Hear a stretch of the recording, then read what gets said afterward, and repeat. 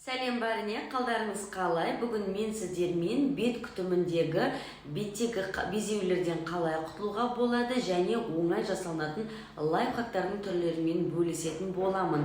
Егер де сізге осындай видеолар қызық болса, ең алдымен менің каналыма тіркеліп, лайк қойып кетуді ұмытпаңыз. Сол кезде жаңадан салынған видеоларды өткізіп алмайсыз. Ал егер де видеоны соңына дейін қарайтын болсаңыздар, пайдалы лайфхактарды көп кездестіресіз. Ал егер де сіздің маған деген сұрағыңыз болса, ең алдымен комментарий бөліміне жаза кетіңіз, жауабын сізге видео ретінде түсіруге тырысамын. Ал енді біз рецептқа кірісейік. Ең алдымен рецептқа кіріспес бұрын біз жаңағы акнені, яғни безеуді екі кезеңге бөліп алайық. Ең алдымен жаңағы бірінші кезеңге жасөспірімдерді жатқызамыз, яғни безеулер жаңадан пайда болған кезде, бала 12-13 жасқа толған кезде басына, бетіне безеу шыға бастайды. Ол бірінші кезең. Ал екінші кезең, осы бірінші кезеңді жаңағыдай ешқандай шараларды қолданбай асқындырып алған кезде екінші кезеңге өтеді. Яғни ол кішкене агрессивті түрде гнойланып шығатын болады және де орнына із қалдыратын болады. Сол кездегі емделудің екінші түрі, оның жолы өте басқа. Сол себепті бірінші сіздің безеуіңіз қай түрге жататынын біліп алуыңыз қажет. Сіздің балаңыз жасөспірім, оған жаңадан безеу пайда бола бастаған кезде ең алдымен сіз балаңызды диетаға отырғызасыз. Яғни балаңыздың не жеп, не ішіп жүргенін сіз қолға алуыңыз қажет. Себебі барлықтарыңыз білесіздер, безеу ол ішкі ағзаның дұрыс жұмыс жасамауын себебінен салдарынан сыртқа осылай шығатын болады. Сол себепті балаңыздың тамағын дұрыстаңыз. Ащы, тұщы, қышқыл, газды сусындарды мейлінше шегеруге тырысыңыз. Және де күніне 3 реттен көп тамақ жемеу қажет. Таңертеңгісін орташа мөлшерде, түсте орташа мөлшерде және кешкі сағат 7-ге дейін, 6-7-ге дейін орташа мөлшерде тамақ жеу керек. Көбінде баланың асқазаны аштау жүру қажет. Аш кезде біздің асқазанымыз, яғни ағзамыз өте жақсы жұмыс жасап, безеулердің кетуіне себепші болады. Сол себепті мейлінше асқазанды аш ұстаған жөн. Сол кезде біздің асқазанымыздың жақсы жұмыс жасап, бетімізге безеулер, яғни акне аз пайда бола бастайды және де біздің белоктар активны, яғни тығыз жұмыс жасайтын болады. Ал екіншісі, ол кәдімгі ингредиенттермен жаңағы диетадан бөлек беттегі шрамдар қалып қоймасы үшін және көбейіп кетпеуі үшін жағатын ингредиенттер және олар өте жасау жолы оңай. Мысалы ретінде ең жиі, ең көп кездесетін ол қарапайым тіс жуғыш паста. Осы пастаны күнде, түнде жатар алдында безеулеріңіз қай жерде бар, сол безеудің үстіне жағып шығатын болсаңыз, таңертеңгісін безеуіңіздің қызуы және қышуы азайып, қызаруы басылатын болады.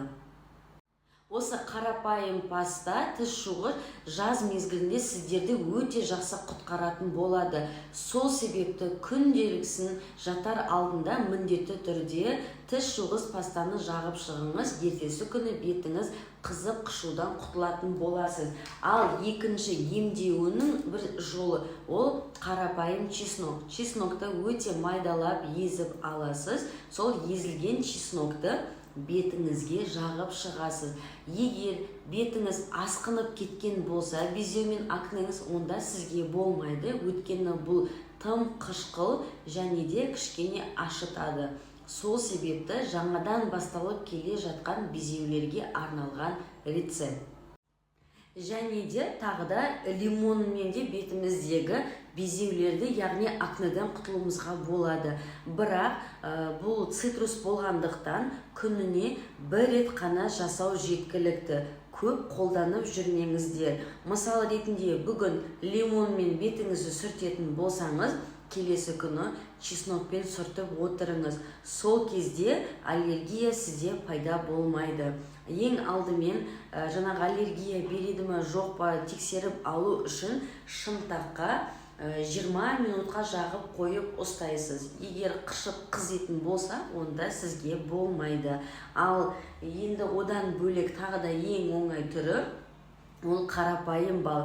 Жаңағы балдың құрамында тәтті көп болған себептен тоже алдын ала тексеріп аламыз. Шынтағымызға жағып 10-15 минуттан кейін көреміз. Қызбаған болса, ешқандай реакция бермесе, онда бетімізге маска жасаймыз. Жай балды алып, бетімізге жұқа қылып жағып шығып 15-20 минут ұстаймыз. Аптасына 2-3 рет жасау жеткілікті. Өте көп мөлшерде жақпаңыз және ұзақ уақыт ұстамаңыз. Және де өте жиі жасауға болмайды, себебі аллергия беруі мүмкін. Бірақ акне мен жаңағы біздің безеулерден құтылуына жақсы септігін тигізеді. Ал ең соңғы оңай және де дәріханалардан сатып алуға болатын пентанол кремін ұсынамын. Пентанол үлкендерге де және кішілерге де жағуға болады. Пентанолды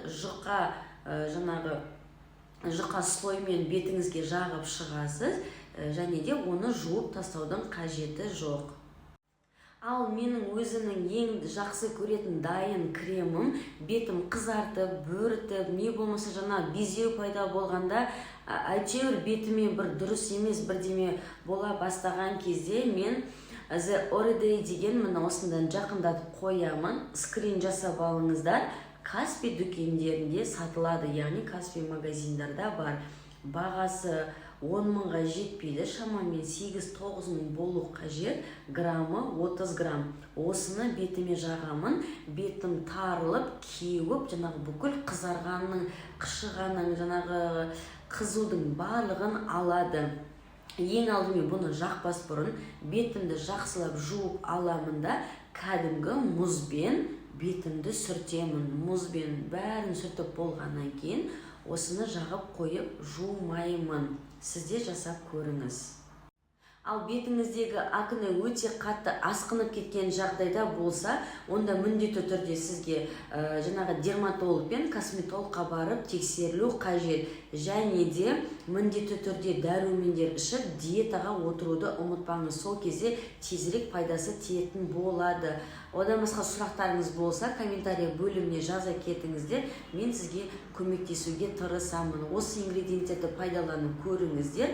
Пайдасы өте жақсы көмектесетін болады. Және де бір лайфхак, жаңа біздің дәріханаларда дайын балтушка деген зат сатылады. Сонымен жай ғана бетін сүртіп отыратын болса, беттегі инфекциялардың бәрін алып, жаңағы біздің безеулеріміз көбейіп кетпеуіне жақсы септігі тигізеді. Ол біздің қолдан жасалған дәріханада өздері қолдан жасайды. Сол себепті ешқандай зияны жоқ, міндетті түрде пайдаланып көріңіз. Аты балтушка.